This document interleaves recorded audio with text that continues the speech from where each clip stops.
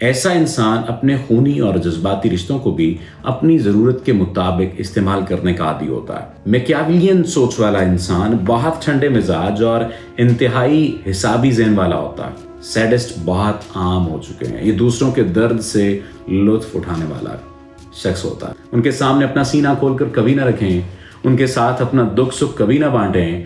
گزشتہ چند ایک ویڈیوز میں پہلے آپ کو بتا چکا ہوں کہ اپنی ذہنی طاقت سے دوسروں کے ذہن کو اپنے قابو میں لانا ڈارک سائیکالوجی کہا جاتا ہے۔ آج ہم دیکھیں گے کہ ڈارک سائیکالوجی کو اپنے ذاتی مقاصد کے لیے استعمال کرنے کے ماہر لوگ کتنی اقسام کے ہوتے ہیں اور ہم کیسے انہیں پہچان سکتے ہیں۔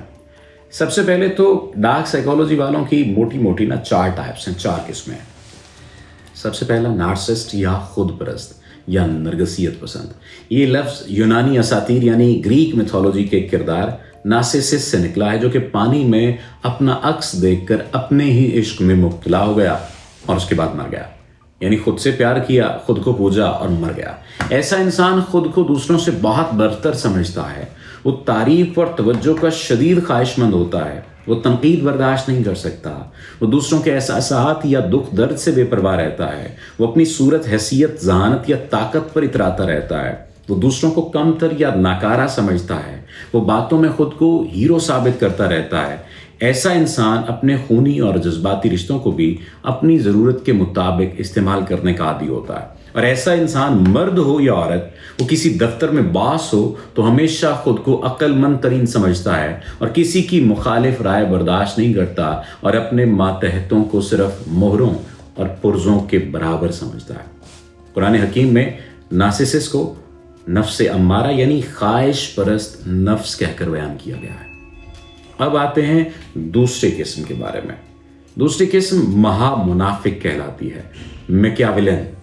یہ لفظ ہو سکتا ہے کہ میں شاید صحیح ادا نہ کر پا رہا ہوں، لیکن یہ لفظ اطالوی فلسفی نکولو میکیاولی کی کتاب دا پرنس سے نکلا ہے، جس میں اس نے بادشاہوں کو مشورہ دیا تھا کہ لوگوں پر حکومت کے لیے اخلاق نہیں، چالاکی ضرورت ہے۔ ان شارٹ، میکیاویلین سوچ والا انسان بہت ٹھنڈے مزاج اور انتہائی حسابی ذہن والا ہوتا ہے۔ وہ محبت، ہمدردی اور ایثار کو کچھ نہیں سمجھتا اور سب کچھ وہ ہمیشہ فوری فائدے اور نقصان کے ترازو میں تولتا ہے۔ وہ سچ یا جھوٹ کی پرواہ نہیں کرتا اور صرف اپنا مقصد حاصل کرنے پر ساری نگاہ رکھتا ہے۔ وہ دوسروں کے جذبات سے کھیلتا ہے۔ اس کے لیے زندہ رہنے کا بہترین طور طریقہ ہوتا ہے۔ بس پھر ایسے ذہن کے مالک لوگ ہمیں سیاست اور بیوروکریسی وغیرہ میں عام نظر آتے ہیں۔ اس کے بعد تیسرے نمبر پر آتا ہے سائیکوپیتھ یا احساس جرم سے عاری انسان۔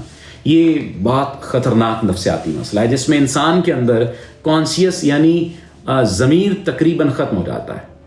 ایسا انسان دوسروں کو نقصان پہنچا کر بھی کوئی ندامت یا شرمندگی محسوس نہیں کرتا۔ وہ کسی کو اذیت یا حتیٰ کہ موت دینے پر بھی کوئی جذباتی رد عمل ظاہر نہیں کرتا۔ اس کے نزدیک جھوٹ بولنا، فریب دینا، وعدہ توڑنا، جرم کرنا، ظلم کرنا، وہ اس کو اپنا حق سمجھتا ہے اور اس میں احساس جرم یا احساس گناہ ذرا نہیں ہوتا۔ وہ دلکش باتیں کر سکتا ہے مگر اس کے دل میں اندھیرا ہوتا ہے۔ ہر وہ انسان جو جرم یا ظلم کرتا ہے اور یہی کہتا اور سمجھتا ہے کہ یہ سب تو قدرت کے نظام کا حصہ ہے، میں کچھ بھی غلط نہیں کر رہا، وہ سائیکوپیتھ ہی ہوتا ہے۔ چوتھے نمبر پر ہے سیڈسٹ۔ سیڈسٹ بہت عام ہو چکے ہیں۔ یہ دوسروں کے درد سے لطف اٹھانے والا شخص ہوتا ہے۔ یہ لفظ فرانسیسی مصنف مارکیس ڈی سادے نے اس کے نام سے لیا گیا تھا بیسیکلی، جو اپنے افسانوں میں دوسروں کو درد پہنچا کر لذت لینے کے مناظر بیان کرتا تھا۔ سیڈسٹ انسان دوسروں کو نیچا دکھا کر خوش ہوتا ہے، انہیں جذباتی جسمانی تکلیف دینے میں راحت محسوس کرتا ہے۔ ایسا انسان بیجا طنز کے تیر چلا کر، دھونس اور دھمکی دے کر خود کو طاقتور اور برتر محسوس کرتا ہے۔ سیڈسٹ کے لیے دوسروں کے چہروں پر پھیلا خوف ایک شاندار تفریحی نظارہ ہوتا ہے۔ مثال کے طور پر اسکول کالج کا وہ لڑکا یا لڑکی جو کمزور لڑکوں اور لڑکیوں کو تنگ کر کے کہے لگائے، یا وہ شوہر جو بیوی کے آنسو دے کر خوش ہو اور اپنی فتح محسوس کرے، ایسا ہر انسان سیڈسٹ ہوتا ہے۔ یہ بات سمجھ لیجئے۔ اور اس کی آگے بڑھی ہوئی قسموں میں سے ایسے لوگ بھی شامل ہوتے ہیں جو دوسرے کو جنسی طور پر اذیت دے کر خوش ہو رہے ہوتے ہیں۔